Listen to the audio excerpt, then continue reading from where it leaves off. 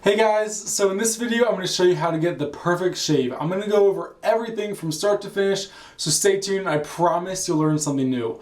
I'm going to talk a little bit about products, a little bit about how to reduce irritation, and just do a demonstration of the whole process so there's no confusion. So let's get started. As you can see, I haven't shaved for about 3 or 4 days, and this is a really important point. If you have long hair on your face, you have to trim it before you go at it with a razor. Even this might not look like too much, but if it's more than a day, you got to use a trimmer, something like this, and take it down. So to get started, I'm just going to take it down real quick. Here we go.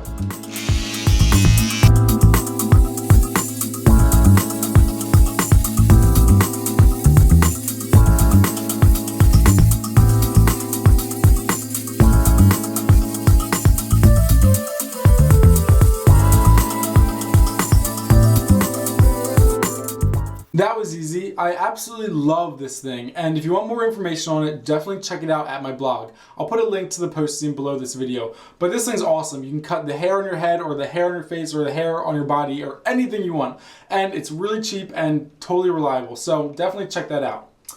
Alright, so moving on, the next step in getting a great shave is having a soft beard, and this is more important than probably anything else I'm going to say today. When your beard is not soft, it's comparable to trying to cut butter that's straight out of the fridge versus trying to cut butter that's been sitting on the countertop for a few hours. It's really important when you're using a razor that your beard is nice and soft, so that way when you go to shave, it's not tugging on the beard, which leads to more irritation, which is the cause of things like ingrown hairs and razor burn. So at this point, what I would do is jump in the shower and let the warm water from the shower soften on my beard. But if you don't have that, you can always use a washcloth and just run it under some warm water and then just rest it on your face for about a minute or two. It really doesn't take that long, but this step is really important. So I'm going to do it real quick.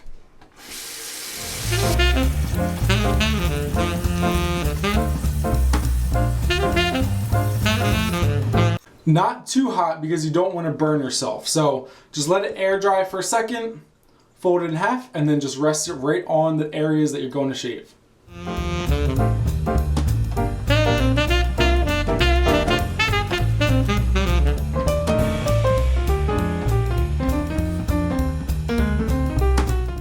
Alright, so that's great. Now that we're all done with that, just throw this to the side.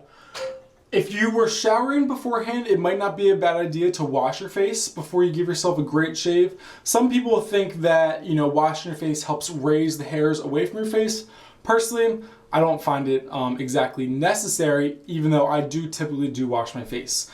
Use a great water-based cleanser, like my all-time favorite by Clean and Clear, the foaming facial cleanser for sensitive skin, not the regular one. It's very important, and they're very different products. Okay, now, let's talk about products for a second because this is super important. There's a million options at the store, and usually you might go for the cheapest one or the one that just catches your eye the best, and there is significant differences between them. Mainly you're going to see shave gels, something like this, and this is by a brand called Everyman Jack.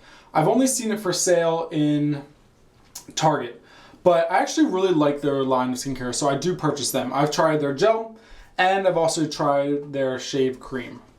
Now, one of their biggest downfalls is the inclusion of peppermint extracts in a lot of their products, which is no good for your skin. Peppermint is not a beneficial ingredient for your skin. However, it's present in such small amounts, it doesn't make that big of a difference, so I'm not super worried about it. Now, the main difference between a gel and a cream is that this is like an aerosol, and it's kind of got a more frothier texture, while the cream is like literally a rich lather that you put in your face. It's a lot thicker than the gel.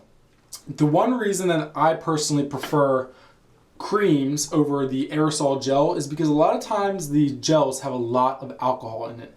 Alcohol is another thing that's very bad for your skin. It's drying, it strips away all of the good things that your skin needs, so you want to avoid it at all costs.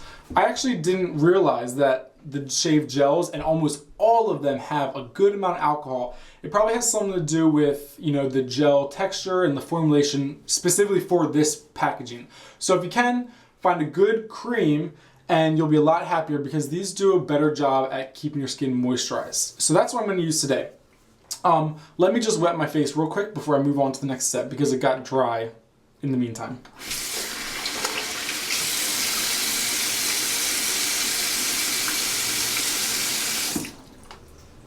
Okay, so how much of the product are you going to actually use? It's going to vary from person to person, but don't be skimpy with it. If you use a generous amount, your skin's really going to benefit. I usually say, you know, about that much. Okay, so then, while my skin is still wet, I'm going to just smear around my hands and then rub it into my face. You really want to make sure you do a good job of getting the cream underneath of the hairs. Razor them away from the skin so that way the razor can take it off a lot easily.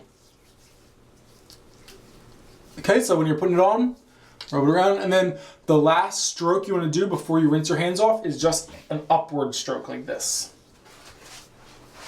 Going up, and well, for me, it's upward. It's really whatever the direction that your hair grows in, you want to go opposite of that. My hair grows all down, but if yours grows all different directions, just try to make the last stroke you make against the grain.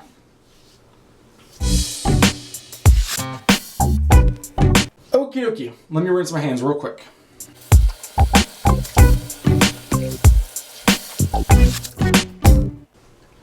Now, it's not a bad idea to let the cream just soak into your skin for a little bit. It's going to be another step in softening your beard before you shave, so that's perfect. Gives me a moment to talk to you about razors.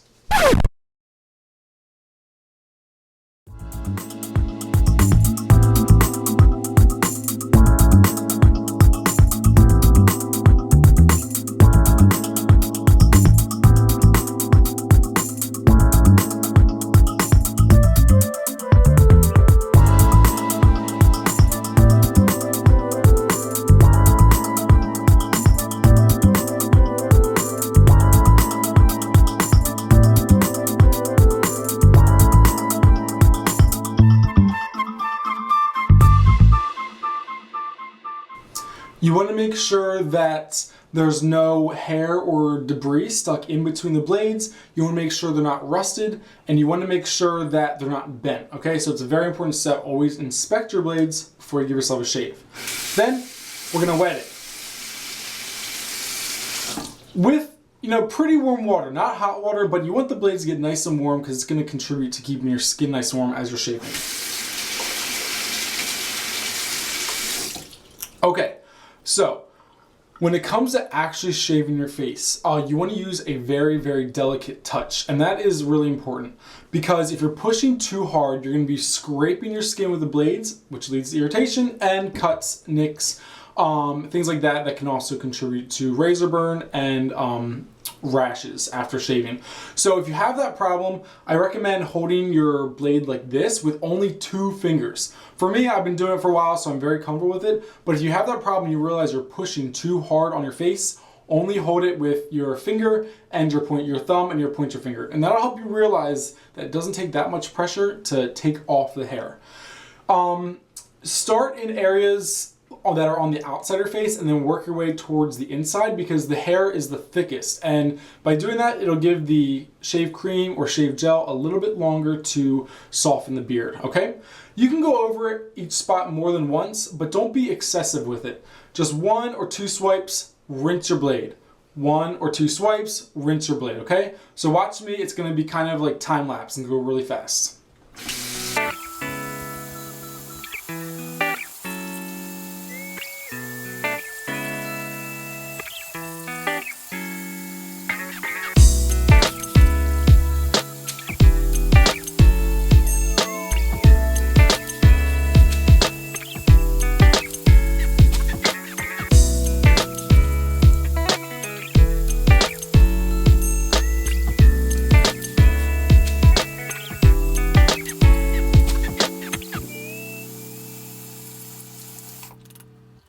Now you can't see it, but when I'm rinsing off the blade, I'm rinsing it in running water. That's another really important thing.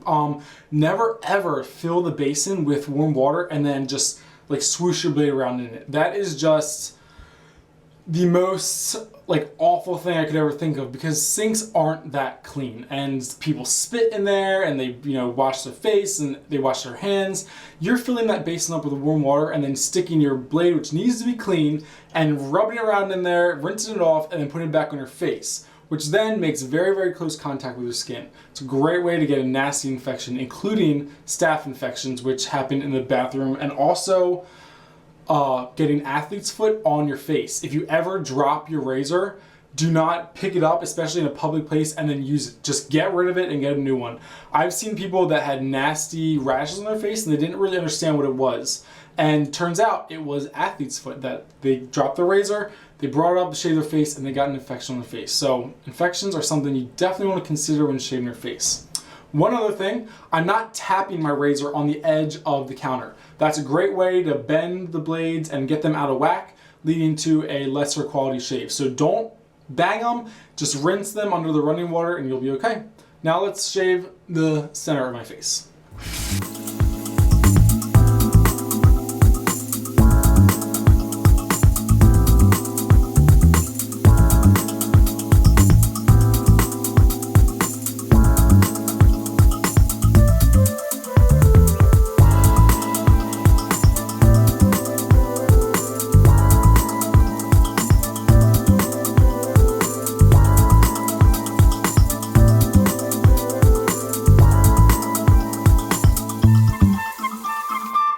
Okay, now you may have noticed as I was shaving, my technique of stretching my skin like this or like this in order to help the razor give it a more flat surface. Everyone has, different bone structure on their face, so you're gonna need to do it in different areas, but everyone's gonna need to do it down here around your Adam's apple, because if you don't stretch the skin out, you're gonna go right over and it's gonna take a big old nick out of it. So what I do is I just pull the skin to the side and do 1, 2 there, again to the side, and over there, okay?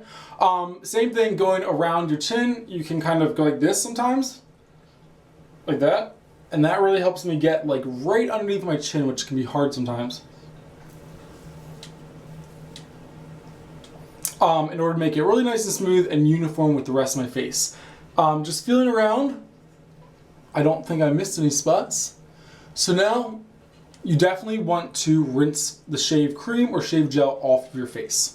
So just 1 second, let me rinse my washcloth.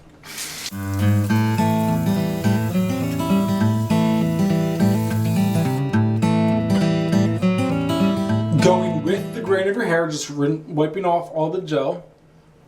You don't want to, you got to think of what you actually do to your skin. You're cutting very close, and if you go against the grain, you could be pushing, dead skin cells, anything from the razor, pieces of hair back like into those hair follicles. So you don't want to do that. Just go with the grain of your hair when you're wiping your face off.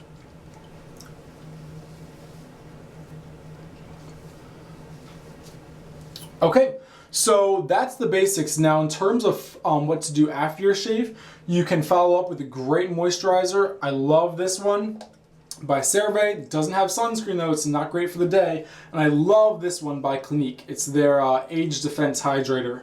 Now, it's a little expensive, about 30 bucks, but it's a great moisturizer. It's got great ingredients, so I highly recommend giving it a try. Plus, it has SPF 15 in it, which is great for the day. This is just packed with things like niacinamide, which is vitamin B6, great for your skin. And it's just very, very moisturizing, and it's great to put on at night so your skin can heal itself, because our bodies heal ourselves over nighttime. Otherwise, I absolutely love the Paula's Choice product that I always recommend, 2% BHA. If you're prone to breakouts after you shave, or if you're prone to razor burn or irritation, swab some of that on with a cotton ball, and that will help keep your hair follicles and your pores nice and open and free of any junk that could clog them, leading to problems down the line. Now, when it comes to storing your razor, this is another important topic that I just wanted to discuss real quick, and then we'll be all done. You don't want to leave your razor sitting on your sink counter in a pile of water. That is the absolute worst thing you can do.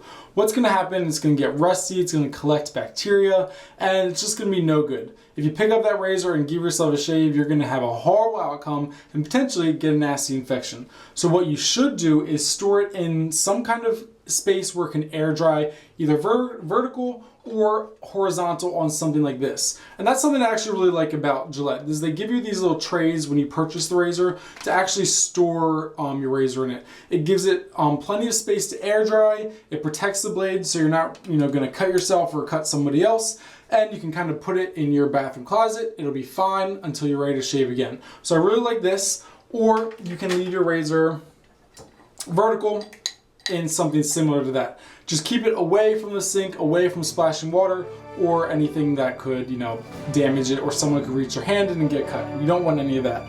Other than that, guys, that's pretty much it. I hope you learned something new today. Thanks for watching.